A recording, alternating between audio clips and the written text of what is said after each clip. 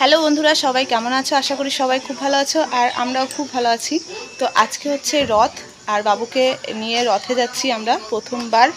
আর বাবুর রথ, তো চলো যাই। রথের মেলাতে যাওয়ার ইচ্ছেটা না থাকলেও যেতে হয়েছে, কারণ সোনা বাবার যেহেতু শরীরটা খারাপ ছিল, তো ওর বাবা বলে যে যাও ঠাকুরকে একটু কলা আর ফুল নিবেদন করে আসো ওর নাম করে। তো সেই জন্য যাওয়া হয়েছিল। তাছাড়া সোনা পাপার তো এই বছর প্রথম রথ দেখবে, সেটাও কিন্তু একটা কারণ ছিল।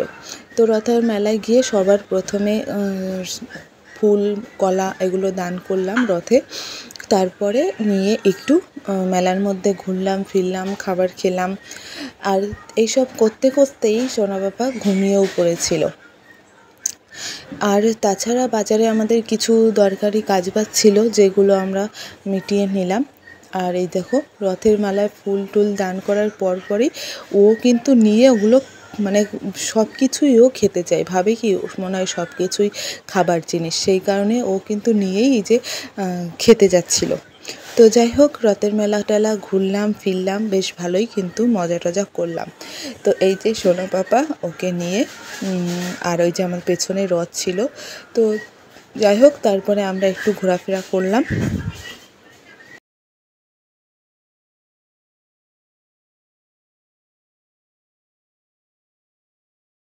রথের মেলা থেকে কেনা হয়েছিল এই যে এই ক্যাকটাস গাছটা, যেটা ওর বাবাই কিনতে বলেছিল, কিছুদিন আগে বলেছিল যে সোনা পাপার জন্য একটা ক্যাকটাস গাছ কিনবা। তো যাই হোক, ওর বাবা বলেছিল ওর জন্য খেলনা কিনবে, তো ভাবলাম ঠিক আছে চলো তাহলে এটাই কেনা যাক। তো সেই কারণে এটা কিনেছি। দেখো, ওর কোনো ভয় নেই, বাচ্চারা এটা দেখলে ভয় পায় আর ওর কোনো ভয় নেই, মানে ও এটাকে নিয়ে খাবে। ও ভাবছে যে এটা হয়তো খাবারের জিনিস, আবার ওইদিকে খাবার খাওয়াতে গেলে ওর মুখ থেকে ফেলে দেবে।